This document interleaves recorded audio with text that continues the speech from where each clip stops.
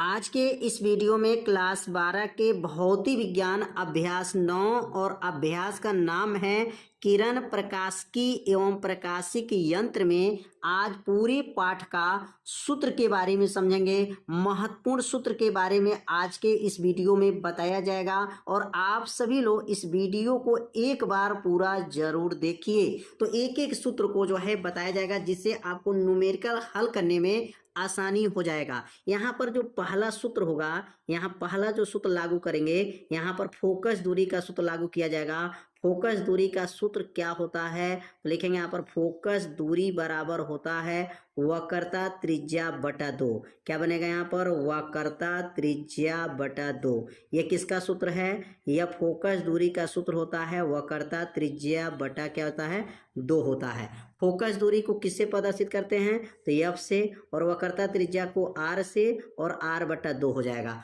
Focus दूरी बराबर होता है वक्रता त्रिज्या बटा 2, मतलब फोकस दूरी वक्रता त्रिज्या बटा 2। इस सूत्र के सहायता से जो है न्यूमेरिकल हल किया जाएगा। अब यहाँ पर दूसरा सूत्र लागू करेंगे, दर्पण का सूत्र। दर्पण का सूत्र क्या होता है तो दर्पण का जो सूत्र होता है यहाँ पे नोट करेंगे दर्पण का सूत्र। और दर्पण का सूत्र क्या है तो 1/f बराबर होता है 1/v प्लस 1/u। ये किसका सूत्र होता है? दर्पण का सूत्र होता है 1/f बराबर 1/v प्लस 1/u।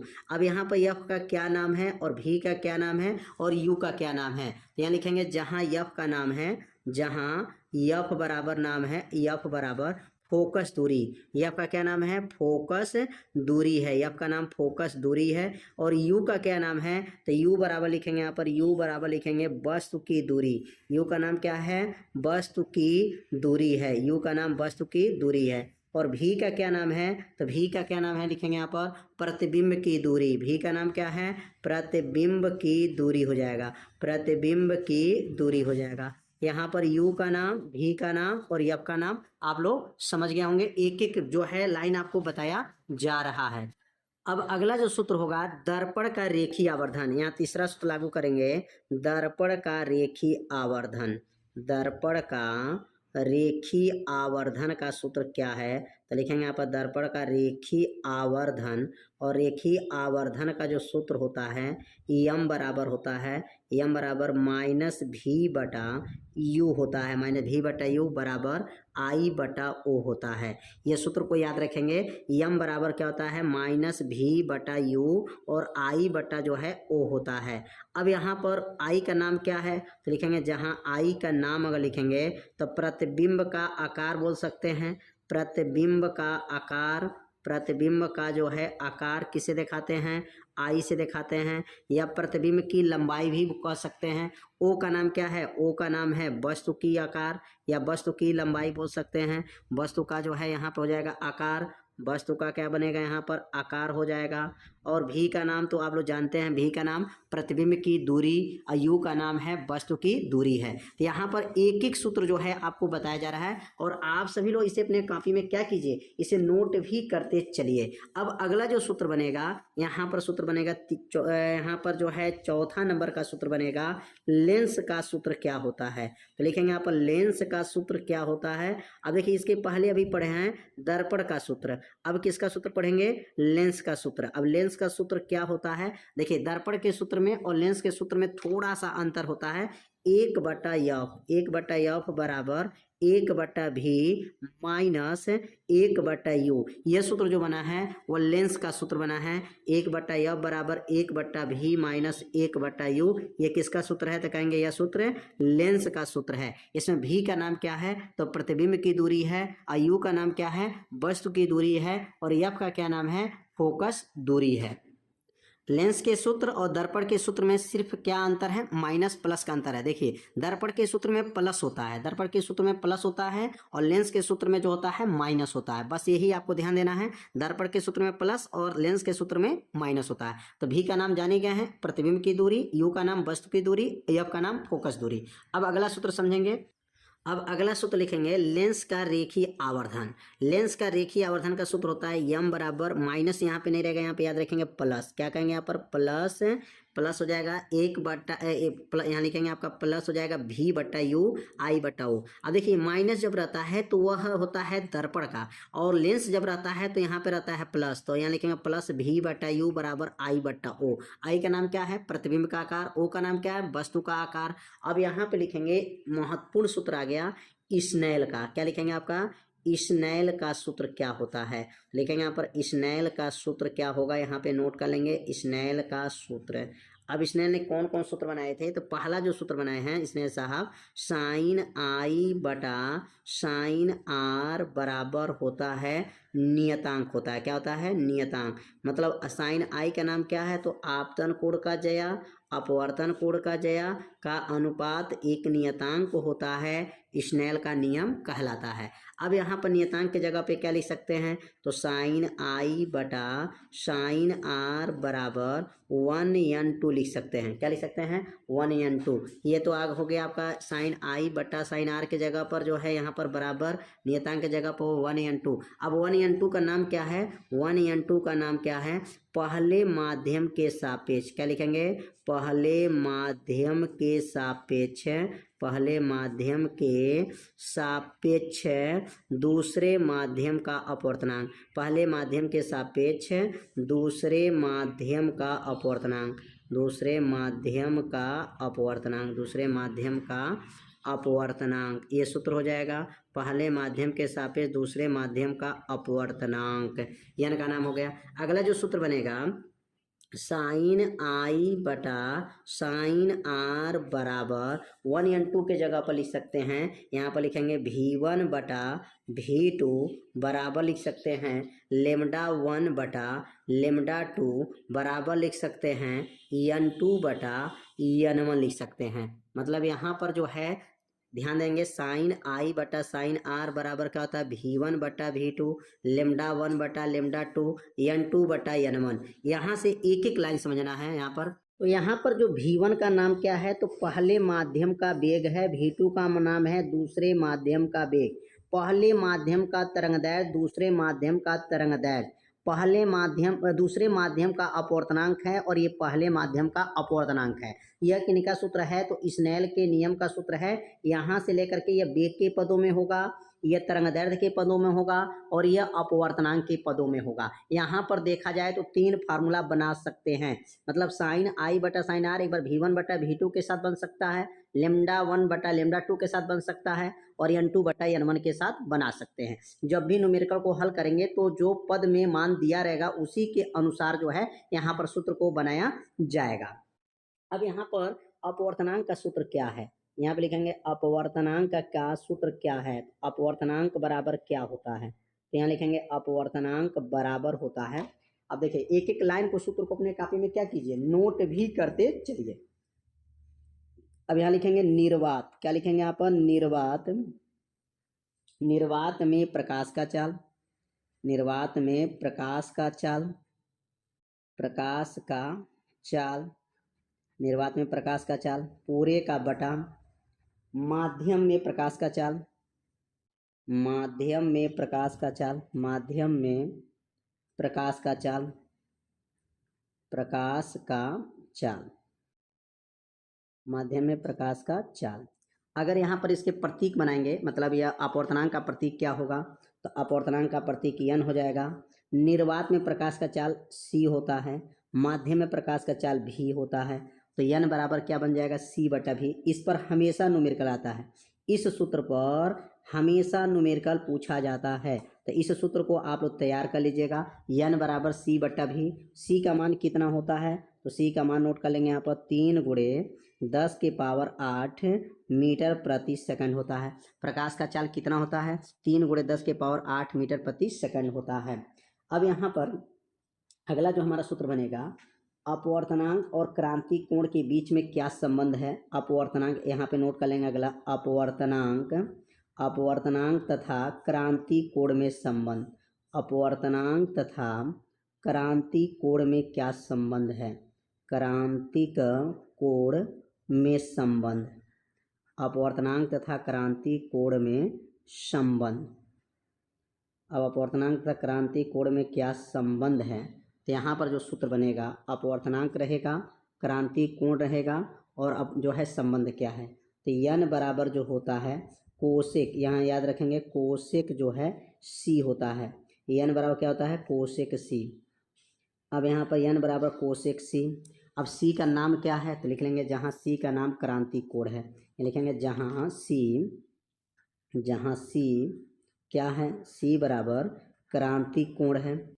सी बराबर क्या है, यहाँ पर लिख लेंगे क्रांतिक कोण है। सी का नाम क्या है क्रांतिक कोण हो जाएगा। तो यन बराबर कोसेक सी, जहाँ सी बराबर क्या हो जाएगा क्रांतिक कोण हो जाएगा। अगर यहाँ पर देखा जाए ए एन जी का सूत्र क्या होता है, हवा के सापेक्ष कांच का अपवर्तनांक क्या होता है, तो 1 क्या हो जाएगा यहाँ पर ए एन जी बराबर सूत्र हो जाएगा 1/GNA होता है। 1 क्या हो जाएगा GNA। ए एन जी का सूत्र याद रखेंगे, ए एन जी बराबर 1 क्या बनेगा GNA हो जाएगा। अगर यहाँ कहा जाए ए एन डब्ल्यू का सूत्र क्या होता है, तब ए एन डब्ल्यू का सूत्र अगर बनाना चाहेंगे तो क्या बनेगा यहाँ पर 1/WNA हो जाएगा। मतलब इसका व्युत्क्रम हो जाता है, उल्टा हो जाता है।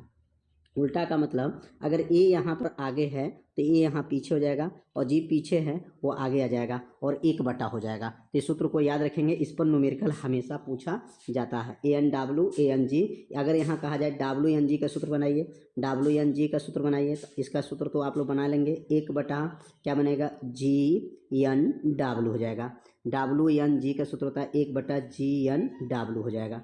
3 सूत्र यहाँ पर एक ही नियम पर बताया गया। तीनों सूत्र को जो है आप सभी लोग याद रखिएगा, क्योंकि इसी सूत्र पर न्यूमेरिकल को हल किया जाएगा। अब अगला सूत्र समझेंगे। अब यहाँ हवा, पानी, कांच, एयर, वाटर, ग्लास के बीच में क्या संबंध होता है, तो हवा और पानी के बीच में क्या होगा, तो लिखेंगे यहाँ पर ANW गुणे WNG गुणे GNA बराबर क्या होता है, तो कहेंगे 1 होता है। देखिए ANW GNA तीनों का गुणनफल कितने के बराबर होता है, तो तीनों का गुणनफल 1 के जो है बराबर होता है। ध्यान देंगे, ये सूत्र जो है न्यूमेरिकल हल करने में प्रयोग किया जाएगा। कैसे बना है, हवा के साथ पानी, पानी के साथ कांच और कांच के साथ हवा, तीनों का गुणनफल किसके बराबर होता है, 1 के बराबर होता है। अगर इसमें कहा जाए ANW का सूत्र बनाइए, ANW का सूत्र बनाइए, ANW का, या कहा जाए यहाँ पर GNA का सूत्र बनाइए, या WNG का सूत्र बनाइए, WNG का सूत्र बनाइए, या यहाँ से GNA का सूत्र बनाइए, GNA का सूत्र क्या बनेगा, तो देखिए सूत्र कैसे बनाएंगे। अगर यहाँ हवा है, पानी है, हवा है, पानी है, कांच नहीं है, तो कांच नहीं है तो यहाँ पर G लिखिएगा GN, और यहाँ पर GNW हो जाएगा बटा, और नीचे क्या बनेगा GNA हो जाएगा। कैसे सूत्र याद रखेंगे, हवा है, पानी है, क्या नहीं है, कांच नहीं है, तो कांच को आगे कर लेंगे, जो नहीं रहेगा GNW बटा GNA, इसका सूत्र हो जाएगा। किसका सूत्र है, ANW का सूत्र क्या बनेगा GNW बटा GNA। अगर इसी प्रकार इसका सूत्र बनाना चाहते हैं तो यहाँ देखेंगे पानी है, कांच है, हवा नहीं है, तो हवा नहीं है तो यहाँ पर कल लिखेंगे ANG हो जाएगा, ANG बटा नीचे क्या बनेगा ANW हो जाएगा। ये G वाला ऊपर रहेगा और W वाला नीचे रहेगा, मतलब ये वाला मान ऊपर रहेगा और ये वाला मान नीचे रहेगा, और जो नहीं रहेगा उसको आगे लिखना है।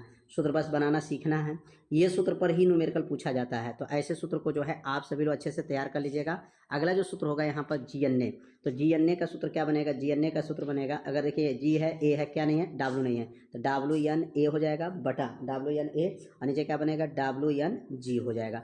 3 सूत्र यहाँ पर बताया गया, और तीनों सूत्र जो है बहुत ही महत्वपूर्ण सूत्र है। तीनों सूत्र को अच्छे से तैयार करेंगे, क्योंकि इसी पर ही हमको क्या करना है, न्यूमेरिकल हल किया जाएगा। यहाँ पर जो है किसके नियम से ये सूत्र बना है, तो कहेंगे यहाँ पर स्नेल का नियम लागू किया गया है, और स्नेल के नियम से जो है इस सूत्र को बनाया गया है। अब यहाँ पर अगला जो सूत्र बनेगा, अगला जो सूत्र बनाएंगे यहाँ पर नोट करेंगे। अब यहाँ लिखेंगे लेंस का जो है क्षमता का सूत्र क्या होता है, तो लेंस का क्षमता का जो सूत्र होता है, लेंस का क्षमता बराबर होता है 1 फोकस दूरी होता है। 1 क्या होता है, फोकस दूरी, 1 फोकस दूरी। किसका सूत्र है, लेंस की क्षमता का सूत्र होता है 1 फोकस दूरी। लेंस की क्षमता को P से दिखाएंगे, P बराबर 1/F, और 1/f जो सूत्र लिखेंगे यह आ जाएगा मीटर में। किस में आएगा? यह मीटर में अगर सूत्र लागू करेंगे तो यह सूत्र का प्रयोग करेंगे, मीटर में यह सूत्र लागू करेंगे। लेंस की क्षमता होता है P बराबर 1/f। 1/f, एफ का नाम क्या है? फोकस दूरी है। और फोकस दूरी किस में प्रयोग करेंगे? मीटर में प्रयोग किया जाता है। लेंस की क्षमता हो जाएगा। और लेंस की क्षमता का दो सूत्र होता है, P बराबर 1/f मीटर में होता है, एक सूत्र होता है P बराबर होता है 100/f होता है। 100/f किस में होता है? सेमी में होता है। एक मीटर में बना है और एक सेमी में बना है। एक मीटर में है और एक किस में है? सेमी में है। 100/f किस में बन जाएगा? सेमी में बन जाएगा। तो लेंस की क्षमता का दो सूत्र याद रखिएगा, एक मीटर के लिए और एक सेमी के लिए। दो फार्मूला यहाँ बना है। लेंस की क्षमता किससे नापा जाता है? तो लिखेंगे आपका लेंस की क्षमता जो नापा जाता है, लेंस की क्षमता, लेंस की जो क्षमता होता है, क्षमता का जो मात्रक होता है, क्षमता, लेंस की क्षमता का मात्रक जो होता है वह डायोप्टर होता है। क्या होता है? लेंस की क्षमता का मात्रक क्या बनता है? डायोप्टर। इसको क्या कहते हैं? डायोप्टर से नापा जाता है। लेंस की क्षमता किससे नापेंगे? डायोप्टर होता है। तो लेंस की क्षमता को किससे प्रदर्शित करेंगे? P से प्रदर्शित करते हैं। और लेंस की क्षमता का कितना सूत्र है? दो सूत्र यहाँ बना है। एक सूत्र होता है मीटर में और एक सूत्र होता है सेमी में होता है। तो दो सूत्र को जो है आप सभी लोग जो है इसको नोट कर लेंगे। अब यहाँ पे पढ़ेंगे, यहाँ पे अपवर्तन का सूत्र क्या होता है। अब यहाँ अपवर्तन का जो सूत्र आता है यह भी सूत्र बहुत महत्वपूर्ण सूत्र है। अपवर्तन का सूत्र, अपवर्तन का जो है सूत्र क्या बना है? लेंस के अपवर्तन का जो है सूत्र क्या बना है? अब यहाँ सूत्र के बारे में समझेंगे। लेंस के अपवर्तन का जो सूत्र क्या होता है, यहाँ लिखेंगे n/v माइनस 1/u बराबर होता है n-1/r। इस सूत्र की सहायता से न्यूमेरिकल हल करना था। और इस पर न्यूमेरिकल जो आता है बहुत ही महत्वपूर्ण न्यूमेरिकल होता है। थोड़ा सा क्वेश्चन बड़ा होता है लेकिन यह 5 नंबर पक्का हो जाता है। इसी सूत्र से हल करते हैं। n/v माइनस 1/u बराबर n-1/r। किसका सूत्र है? यह लेंस के अपवर्तन का यह सूत्र है, जिसमें r का नाम क्या है? वक्रता त्रिज्या हो जाएगा। और यहाँ पर n का नाम अपवर्तनांक है, u का नाम वस्तु की दूरी है और v का नाम प्रतिबिंब की दूरी है। अब अगला सूत्र समझेंगे, लेंस मेकर का सूत्र। अब यहाँ पे लिखेंगे लेंस मेकर का सूत्र क्या होता है। तो लेंस मेकर का सूत्र होता है 1/f बराबर होता है n-1 कोष्टक में 1/r1 माइनस 1/r2 होता है। यह सूत्र जो है बहुत ही महत्वपूर्ण सूत्र है और यह सूत्र का निगमन हमेशा पेपर में पूछा जाता है। लेंस मेकर का सूत्र का निगमन, तो इस सूत्र को लेंस का जो लेंस मेकर का सूत्र का निगमन यदि आप देखना चाहते हैं तो मेरे प्लेलिस्ट वीडियो में जाकर के देखिएगा, वहाँ पर ये मिल जाएगा लेंस मेकर का सूत्र का निगमन। तो इस सूत्र को तैयार कर लीजिएगा, 5 नंबर पक्का जो है हर साल आता है लेंस मेकर का सूत्र का निगमन। 1/f बराबर n-1 1/r1 माइनस 1/ क्या है? r2 है। n का नाम क्या है? अपवर्तनांक होता है। और r1 का नाम पहले जो है पृष्ठ की वक्रता त्रिज्या होता है और r2 का नाम दूसरे पृष्ठ की जो है वक्रता त्रिज्या होता है। यह पहले पृष्ठ की वक्रता त्रिज्या, यह दूसरे पृष्ठ की जो है वक्रता त्रिज्या होता है। अब यहाँ पर जो सूत्र पढ़ेंगे संयुग्मी फोकस दूरी। क्या पढ़ेंगे यहाँ पर? संयुग्मी फोकस दूरी। संयुग्मी फोकस दूरी का सूत्र क्या होता है? लिखेंगे आपका संयुग्मी फोकस दूरी का सूत्र। लिखेंगे यहाँ पर संयुग्मी फोकस दूरी का सूत्र होता है 1/f बराबर होता है 1/f1 प्लस 1/f2 हो जाएगा। यह किसके लिए सूत्र है? संयुग्मी या संपर्क में रखे दो लेंसों का जो है फोकस दूरी का सूत्र होता है 1/f बराबर 1/f1 प्लस 1/f2 हो जाएगा। f1 क्या है? पहले लेंस की फोकस दूरी और f2 क्या नाम है? दूसरे लेंस की फोकस दूरी। अगर संयुग्मी लेंस की क्षमता निकालेंगे तो यहाँ लिखेंगे संयुग्मी फोकस दूरी है तो संयुग्मी लिखेंगे लेंस का, संयुग्मी लेंस का क्षमता, लेंस का जो है क्षमता लिखेंगे तो संयुग्मी लेंस का क्षमता का जो सूत्र क्या बनेगा? तो बनेगा यहाँ पर P बराबर, यहाँ हो जाएगा P1 प्लस जो है P2 हो जाएगा। P बराबर क्या बनेगा? P1 प्लस P2 हो जाएगा। यह बनेगा संयुग्मी लेंस की क्षमता का सूत्र होता है P बराबर P1 प्लस P2 हो जाएगा। P1 का क्या नाम है? पहले लेंस की क्षमता है और दूसरा P2 का नाम है दूसरे लेंस की क्षमता है। अब यहाँ पर पतले लेंस की फोकस दूरी क्या लिखेंगे? यहाँ पर पतले लेंस की फोकस दूरी लिख सकते हैं। यहाँ पर लिखेंगे आपका पतले लेंस की, पतले लिखेंगे आपका पतले लेंस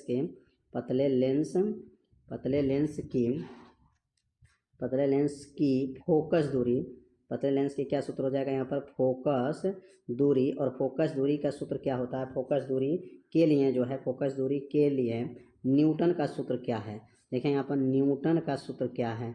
देखें यहाँ पर न्यूटन का सूत्र क्या है? मतलब पतले लेंस के लिए जो है न्यूटन का सूत्र क्या बना है? यहाँ सूत्र हो जाएगा x1 x2 बराबर F1 इंटू F2, क्या नाम हो जाएगा, x1 x2 बराबर क्या है F1 F2। इस सूत्र के सहायता से जो है पतले लेंस की जो है फोकस दूरी का गणना करते हैं। अब यहाँ पर जो है x1 का नाम क्या है, तो प्रथम लेंस से जो है फोकस, प्रथम लेंस से दूरी, और या द्वितीय लेंस से दूरी हो जाएगा प्रथम फोकस दूरी, द्वितीय फोकस दूरी। यहाँ मतलब इसका नाम नोट करना चाहे तो इसका नाम भी नोट कर सकते हैं। और किनका सूत्र, यह न्यूटन का यह सूत्र होता है। अब यहाँ पर जो सूत्र बनेगा, अगला जो सूत्र बनेगा, अब अगला यहाँ लिखेंगे विस्थापन विधि द्वारा, यहाँ लिखेंगे विस्थापन विधि द्वारा, विस्थापन विधि द्वारा, विस्थापन विधि द्वारा जो है, विस्थापन विधि द्वारा लेंस की फोकस दूरी, लेंस की फोकस दूरी, लेंस की फोकस दूरी, और लेंस की फोकस दूरी का सूत्र क्या होता है, विस्थापन विधि द्वारा लेंस के, यहाँ लिखेंगे कौन सा विधि है, विस्थापन विधि द्वारा लेंस की फोकस दूरी का सूत्र होता है F बराबर a का वर्ग माइनस d का वर्ग बटा 4a होता है। यह सूत्र किसका है, विस्थापन विधि से फोकस दूरी का सूत्र होता है F बराबर a का स्क्वायर माइनस d का स्क्वायर बटा 4a होता है। यहाँ अगर F का नाम पूछा जाए तो कहेंगे F का नाम जो है फोकस दूरी है, क्या लिखेंगे, F का नाम फोकस दूरी, F का नाम क्या है, फोकस दूरी है। और A का क्या नाम है, यहाँ लिखेंगे A का नाम है पिनों के बीच की दूरी, लिखेंगे यहाँ पर पिनों के बीच की दूरी, पिनों के बीच लिखेंगे, पिनों के बीच दूरी, पिनों के बीच दूरी हो जाएगा, पिनों के बीच जो है दूरी बन जाएगा। यहाँ पर A का नाम हो जाएगा, और D का नाम क्या है, लेंसों के बीच की दूरी, लिखेंगे यहाँ पर लेंसों के बीच की दूरी, लेंसों के बीच की दूरी, बीच दूरी। यह किसका सूत्र है, विस्थापन विधि द्वारा लेंस की फोकस दूरी का यह सूत्र है F बराबर a का वर्ग माइनस d का वर्ग बटा 4 होता है। अगर इसमें वस्तु का आकार निकाला जाए तो वस्तु का आकार का सूत्र क्या बनता है, तो वस्तु का आकार, और वस्तु का आकार का जो सूत्र होता है O बराबर होता है, O बराबर अंडर रूट क्या बनेगा, I1 क्रॉस I2 हो जाएगा, I1 इंटू I2 बोल सकते हैं, I1 क्रॉस I2 हो जाएगा। किसका सूत्र है, वस्तु के आकार का सूत्र। वस्तु का आकार किसे दिखाएंगे, O से, और O बराबर होता है under root I1 cross I2 होता है। इस सूत्र के सहायता से किसका मान निकालते हैं, वस्तु के आकार का मान निकालते हैं। I1 का नाम क्या है और I2 का नाम क्या है, प्रतिबिंबों का आकार है। पहली स्थिति में प्रतिबिंब का आकार, दूसरी स्थिति में प्रतिबिंब का आकार हो जाएगा। यहाँ पर I1 I2 का नाम हो जाएगा। एक एक सूत्र जो है आपको बताया जाएगा, एकदम क्रमशः जो है सूत्र बताया जाएगा, और आप लोग सूत्र को जो है अपने कॉपी में क्या करेंगे, नोट करते चलेंगे। अब यहाँ पे अगला सूत्र बनेगा, अब अगला जो सूत्र बनेगा प्रिज्म का अपवर्तनांक का सूत्र है n बराबर हो जाएगा साइन यहाँ बनेगा डेल m प्लस a बटा 2 हो जाएगा, sine del m plus a बटा 2 पूरे का बटा हो जाएगा, और साइन लिखेंगे यहाँ पर a बटा 2। यह सूत्र किसका है, प्रिज्म के अपवर्तनांक का सूत्र होता है n बराबर sine del m plus a बटा 2 और साइन a बटा 2। इस सूत्र के सहायता से किसका मान निकाला जाता है, प्रिज्म के अपवर्तनांक का सूत्र का मान निकाला जाता है। अब यहाँ पर a का नाम क्या है, तो लिखेंगे यहाँ पर जहाँ a का नाम क्या है, लिखेंगे जहाँ a बराबर प्रिज्म का कोण है, जहाँ a का नाम क्या है, प्रिज्म का कोण है, a का नाम जो है प्रिज्म का कोण हो जाएगा। और डेल m का नाम क्या है, लिखेंगे यहाँ पर डेल m का नाम है अल्पतम विचलन कोण। क्या नाम है, अल्पतम विचलन कोण। अल्पतम जो है विचलन कोण इसका सूत्र हो जाएगा, नाम हो जाएगा अल्पतम विचलन कोण, या न्यूनतम विचलन कोण भी कहा जाता है।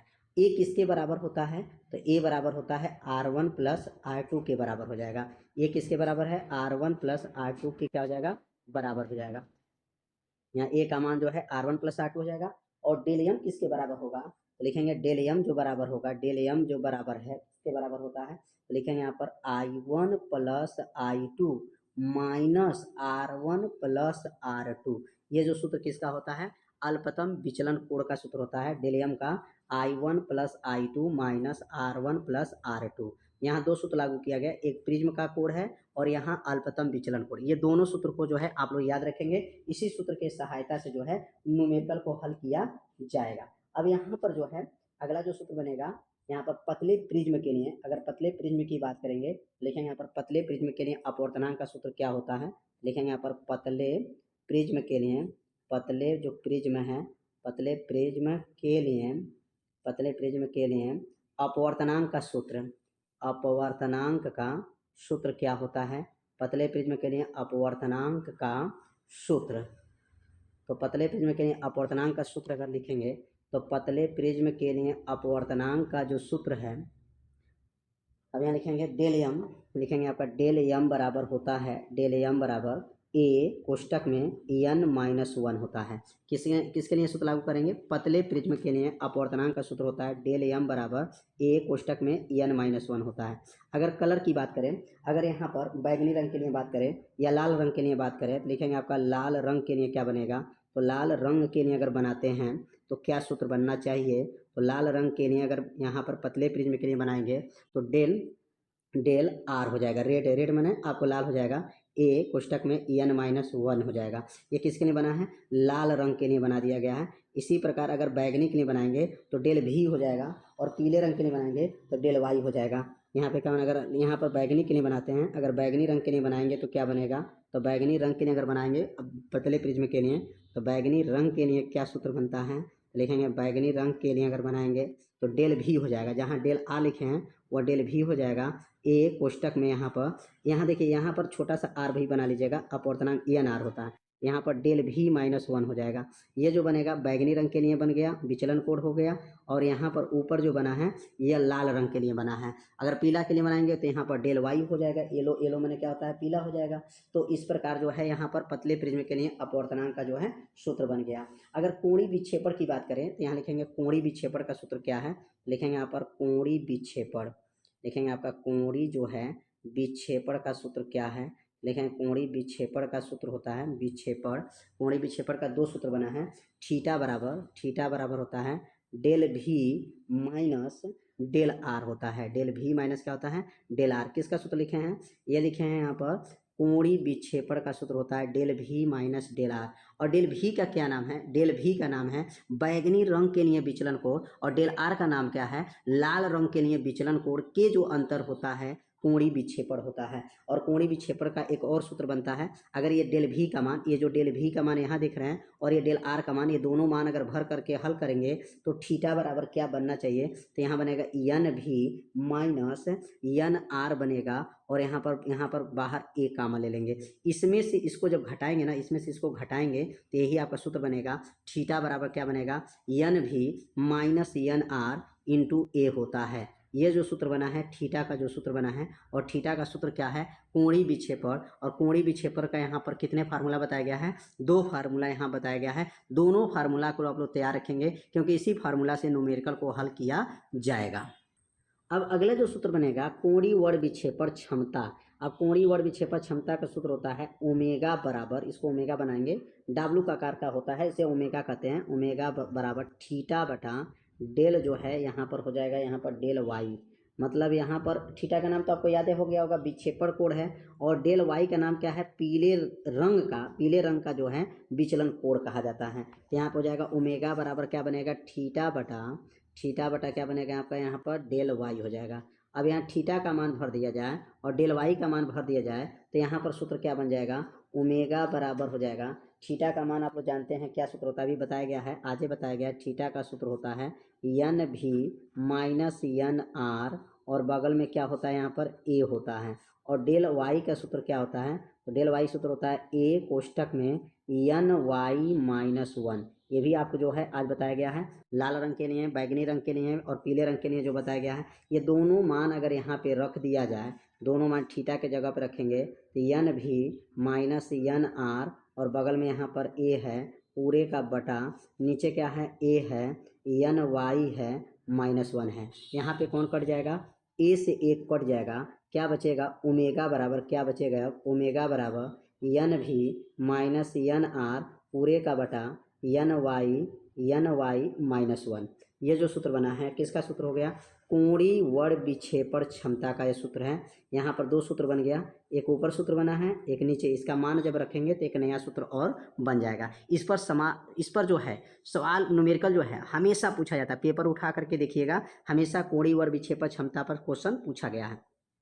तो सूत्र पहले याद रखेंगे, ओमेगा बराबर क्या होता है, N V minus N R N Y minus 1 जो है इसका क्या है, फार्मूला है। अब यहाँ पे लिखेंगे सरल सूक्ष्मदर्शी के लिए। अब यहाँ देखेंगे, ध्यान देंगे, सरल सूक्ष्मदर्शी के लिए क्या सूत्र होता है। सरल सूक्ष्मदर्शी, सरल जो है सूक्ष्मदर्शी के लिए। अब यहाँ पर सरल सूक्ष्मदर्शी के लिए जो फार्मूला बना है, दो यहाँ पर तीन फार्मूला आपको पढ़ना है। सरल सूक्ष्मदर्शी में 3 फार्मूला मतलब आपको पढ़ेंगे, मतलब कौन कौन फार्मूला यहाँ पढ़ना है। पहला फार्मूला अगर बात करेंगे सरल सूक्ष्मदर्शी में तो कहेंगे यदि प्रतिबिंब, क्या बनेगा यहाँ पर, यदि प्रतिबिंब जो है, यदि प्रतिबिंब अस्पष्ट दृष्टि से, यदि प्रतिबिंब कहाँ पे बनता हो, अस्पष्ट दृष्टि से न्यूनतम दूरी पे बने, अस्पष्ट दृष्टि से न्यूनतम दूरी पर बनता है, अस्पष्ट दृष्टि से न्यूनतम दूरी पर बनता है, तो आवर्धन क्षमता का सूत्र क्या है। पहला सूत्र क्या है, यदि प्रतिबिंब अस्पष्ट दृष्टि से न्यूनतम दूरी पे बनता है तो आवर्धन क्षमता का सूत्र क्या है। सरल सूक्ष्मदर्शी की बात हो रहा है, 1 + d/f, यह सूत्र होता है। किसके लिए सूत्र बना है, सरल सूक्ष्मदर्शी की आवर्धन क्षमता का यह सूत्र है। यदि प्रतिबिंब अस्पष्ट दृष्टि से न्यूनतम दूरी पे जब बनेगा तो इस सूत्र को प्रयोग किया जाएगा। अब दूसरा सूत्र होता है, यदि प्रतिबिंब अनंत पर बनता है। यदि प्रतिबिंब कहाँ पे बनता है, लिखेंगे यहाँ पर, यदि प्रतिबिंब अनंत पर बनता है, यदि प्रतिबिंब अनंत पर बनता है, अनंत पर जो है बनता है, यदि प्रतिबिंब कहाँ बनता है, अनंत पर बनता है, तो यम का सूत्र होता है, यम बराबर हो जाएगा, यम बराबर 1 को हटा दीजिए, सूत्र बन गया d/f। कितना आसान है, यम बराबर क्या बनेगा, d/f। यदि प्रतिबिंब कहाँ पे बनेगा, यह अनंत पे जब बनेगा तो d/f हो जाएगा। और यदि प्रतिबिंब अस्पष्ट दृष्टि से न्यूनतम दूरी पे बनेगा तो 1 + d/f। ये दो फार्मूला जो है किसके लिए बना है, सरल सूक्ष्मदर्शी के लिए यह आपका सूत्र बना है। अगर यहाँ पर संयुक्त सूक्ष्मदर्शी की बात करें तो लिखेंगे, अगर यहाँ संयुक्त सूक्ष्मदर्शी के लिए लिखेंगे, संयुक्त जो है सूक्ष्मदर्शी के लिए, संयुक्त सूक्ष्मदर्शी के लिए, संयुक्त सूक्ष्मदर्शी के लिए क्या फार्मूला बनना चाहिए। तो संयुक्त सूक्ष्मदर्शी के लिए अगर फार्मूला बनाते हैं तो लिखेंगे यहाँ पर संयुक्त सूक्ष्मदर्शी के लिए। अब यहाँ पर संयुक्त सूक्ष्मदर्शी के लिए अगर बनाएंगे तो पहला यहाँ सूत्र लिखेंगे, यदि प्रतिबिंब, यहाँ लिखेंगे आपका पहला, यदि प्रतिबिंब जो है अस्पष्ट दृष्टि से, यदि प्रतिबिंब अस्पष्ट दृष्टि से न्यूनतम दूरी पे बनता हो, यदि प्रतिबिंब अस्पष्ट दृष्टि से न्यूनतम दूरी पर बनता हो, यदि प्रतिबिंब अस्पष्ट दृष्टि से न्यूनतम दूरी पे बनता है तो इसका सूत्र क्या बना है। इसके लिए सूत्र बना है, अगर सही सूक्ष्मदर्शी है तो यम बराबर हो जाएगा -v0/u0 कोष्टक में 1 + d/f। यह सूत्र होता है। यह सूत्र किसके लिए बना है, यदि प्रतिबिंब अस्पष्ट दृष्टि से न्यूनतम दूरी पर बनेगा, लेकिन किसके लिए बना है, संयुक्त सूक्ष्मदर्शी के लिए जो है यह सूत्र बना है। तो यम बराबर है -v0/u0 1 + d/f। यहाँ से हो जाएगा, इसका नाम हो जाएगा अभिदृश्यक से जो है यहाँ कहेंगे प्रतिबिंब की दूरी, और अभिदृश्यक से वस्तु की दूरी, डी का नाम अस्पष्ट दृष्टि से न्यूनतम दूरी, और एफ का नाम है अभिन्नत लेंस की फोकस दूरी होता है। अगर इसमें यल की बात करें, सूक्ष्मदर्शी की लंबाई, अगर सूक्ष्मदर्शी की लंबाई की बात करें, सूक्ष्मदर्शी की लंबाई का सूत्र होता है, सूक्ष्मदर्शी की लंबाई अगर बात करें तो सूक्ष्मदर्शी की लंबाई यल बराबर होता है, यल बराबर हो जाएगा, यल बराबर होता है भी जो है 0 + UE होता है। यहाँ पर UE क्या है, यहाँ पर UE का नाम हो जाएगा अभिनेत्र लेंस से वस्तु की दूरी है, यहाँ पर हो जाएगा। यहाँ पर यल बराबर क्या बनेगा, v0 + UE होता है सूक्ष्मदर्शी की लंबाई। अगर दूसरा सूत्र की बात करें, यदि प्रतिबिंब, यहाँ दूसरा सूत्र लिखेंगे, यदि प्रतिबिंब अनंत पे बनता हो, यदि प्रतिबिंब कहाँ पे बनता हो, अनंत पर बनता हो, यदि प्रतिबिंब अनंत पर बनता हो, यदि प्रतिबिंब अनंत पर बनता हो, प्रतिबिंब अनंत पर बनता है तो सूत्र क्या बनता है, तो यदि प्रतिबिंब अनंत पर जब बनेगा तो सूत्र इसका बनेगा यम बराबर माइनस भी नॉट बटा यू नॉट गुणे डी बटा एफ आई, ये सूत्र बन जाएगा। ये सूत्र कहाँ पर लागू करेंगे? तो ये सूत्र है यदि प्रतिबिंब अनंत पर बनेगा तो यम का सूत्र होता है माइनस भी नॉट बटा यू नॉट डी बटा एफ आई। इस सूत्र के सहायता से संयुक्त सूक्ष्मदर्शी की आवर्धन क्षमता की गणना करते हैं यदि प्रतिबिंब अनंत पर बनता है तो। और ये जो प्रतिबिंब बनेगा स्पष्ट दृष्टि से न्यूनतम दूरी पे बनेगा तो यह सूत्र लागू किया जाता है। अब अगला सूत्र समझेंगे। अब अगला सूत्र है खगोलीय दूरदर्शी के लिए। अब खगोलीय दूरदर्शी के लिए जब पहला सूत्र यहाँ लागू करेंगे, यदि प्रतिबिंब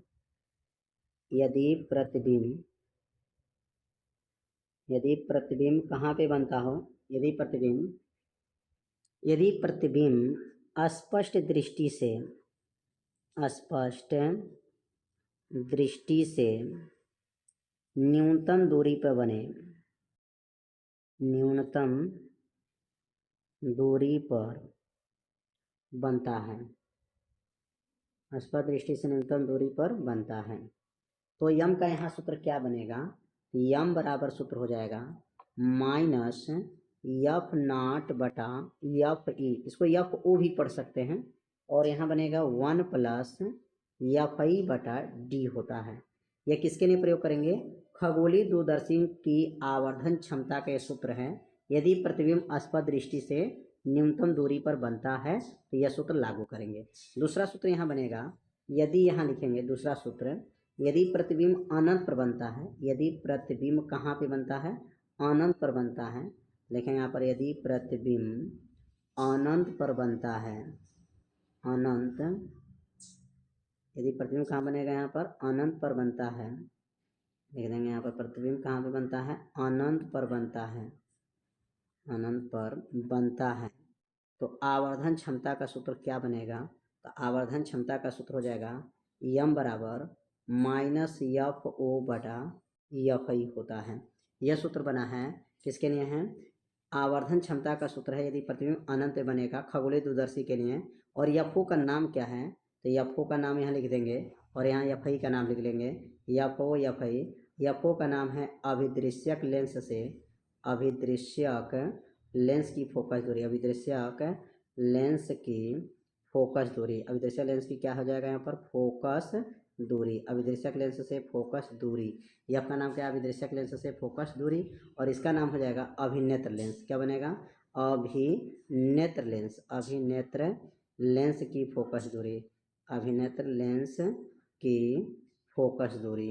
यहाँ फोकस दूरी हो जाएगा अभिदृश्यक लेंस की फोकस दूरी और अभिनेत्र लेंस की फोकस दूरी। दो आपको याद रखेंगे, एफ ओ और एफ आई।